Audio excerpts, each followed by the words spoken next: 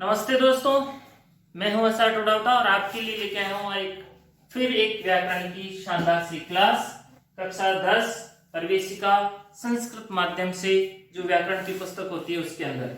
ठीक है, आज की कक्षा में हम पढ़ेंगे जो सर्व शब्द से बनने वाले रूप हैं उनके अंदर चतुर्थी एक वचन में। इससे पहले वाली क्लास में हमने प्रथमा बहुवचन का रूप बनाया था सर्वे। सर्वे के बाद में हम यहाँ पे तुरंत आ गए हैं चतुर्थी एक वचन पे।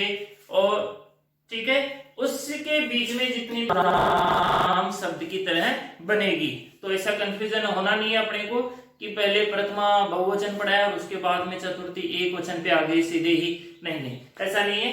बाकी की सभी सिद्धियां आप जैसे हमने राम शब्द से बनाई है वैसे बन जाएंगी। उनको बनाने की आवश्यकता नहीं है, वो हमारी पुस्तक में नहीं है, तो उनको हम बनाएंगे भी नहीं। ठीक है, तो इस क्लास में हम शुरू करते हैं सर्व शब्द से चतुर्थी एक वचन में बनने वाला रूप। सर्व शब्द से चतुर्थी के एक वचन में जो रूप बनेगा वो बनेगा सर्वस्मयी। ठीक है, सर्वस्मयी। यहाँ पे चतुर्थी एक वचन में तो ने प्रत्यय होता है, ने होता है, तो यहाँ पे स्मयी सर्व प्लस सर्व शब्द रहेगा। सर्व प्लस ने से कैसे सर्वस्मयी बनता है उसी को हम आज की कक्षा में सीखेंगे। ज्यादा कठिन नहीं है, बहुत ही सरल सिद्धि है और बहुत ही छोटी सिद्धि है। इतनी छोटी सिद्धि है जैसे कि अपना दूध जिला है ना, वैसे ये भी छोटी सिद्धि है। ठीक है, अब इसके अंदर काम में आने वाला सूत्र उसको सीख लेते हैं हम। सूत्र का नाम है सर्वनामनः स्मयी।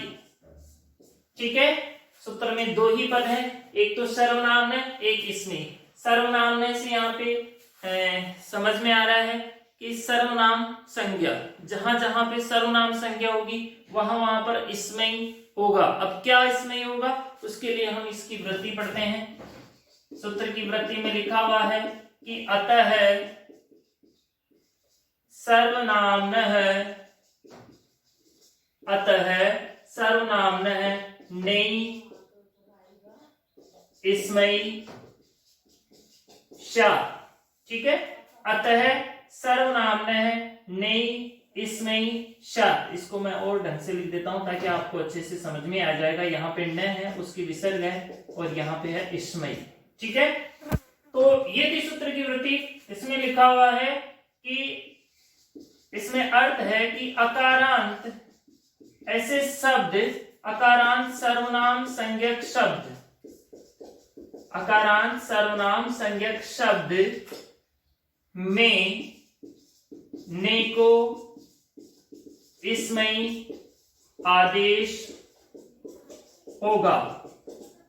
ऐसे अकारांत शब्द जैसे कि सर्व शब्द है, उब है, विश्व है, ये सभी अकारांत शब्द है।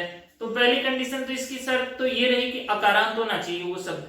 ठीक है, दूसरी ये रही उसकी सर्वनाम संज्ञा होनी चाहिए। और अगर अकारांत रहेगा सर्वनाम संज्ञा भी हो जाएगी, तो वहां पे करेगा क्या, जो ने आएगा उसको यहाँ पर स्मयी आदेश होगा। ठीक है, जैसे कि हम समझ सकते हैं यहाँ पे कि सर्व शब्द रहेगा, चतुर्थी एक वचन में हम ने प्रत्यय कर देंगे तो इसकी सर्वनाम संज्ञा हो जाएगी। अकारांत भी होगा तो ने के स्थान पर स्मयी आदेश हो जाएगा, और इसको हम सर्व लिखेंगे, सर्वस्मयी, सर्वस्मयी।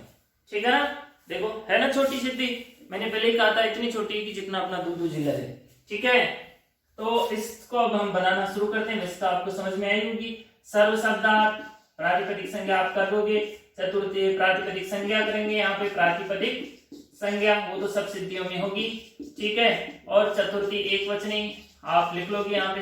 सोजस मौढ़ सूत्र जो है चतुर्थी एक वचनी, यहाँ पे चतुर्थी के एक वचन में जो प्रत्यय होगा यहाँ पे ने प्रत्यय कृते।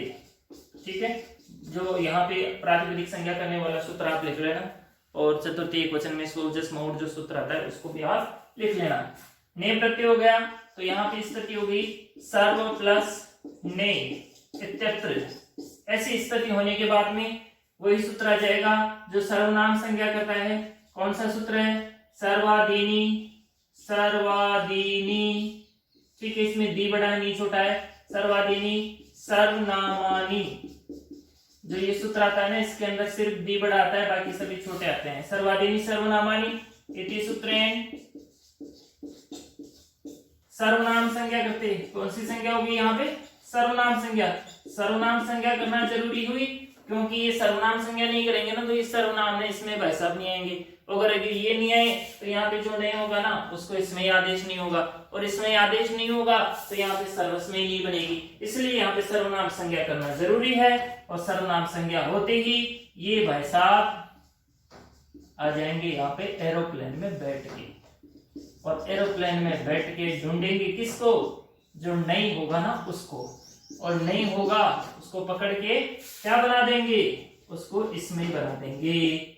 ठीक है, इति सूत्रेण ने स्थाने इसमयी आदेशे,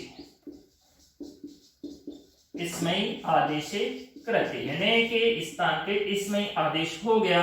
बाकी किसी सूत्र की यहाँ पे जरूरत नहीं है। सर्व प्लस इसमयी इति रूपम सिद्धम, और इस तरह से बन गई सर्वस्मयी। ठीक है, यहाँ पे जो चतुर्थी एक वचन में जो ने प्रत्यय होता है, तो सर्वनाम संज्ञा होने पर तो ने के स्थान पर इसमयी आदेश हो जाता है और बनती है सर्वस्मयी। जब सर्वनाम संज्ञा नहीं होती है तो राम शब्द की तरह, राम के जो राम जो शब्द आया था उसके अंदर चतुर्थी एक वचन में हमने ने के स्थान पे यह आदेश किया था और बनाई थी रामी। तो ये जो ने आता है ना, उसकी जगह तो कोई ना कोई सूत्र आता है और उसका कोई ना कोई आदेश कर देता है। तो ये थी आज की अपनी सर्वस्मयी सिद्धि। आपको कैसी लगी आप कमेंट में बताएं। अगर कोई चीज समझ में नहीं आ रही तो उसके बारे में भी आप कमेंट करके बताएं। इसका स्क्रीनशॉट ले सकते हैं। धन्यवाद।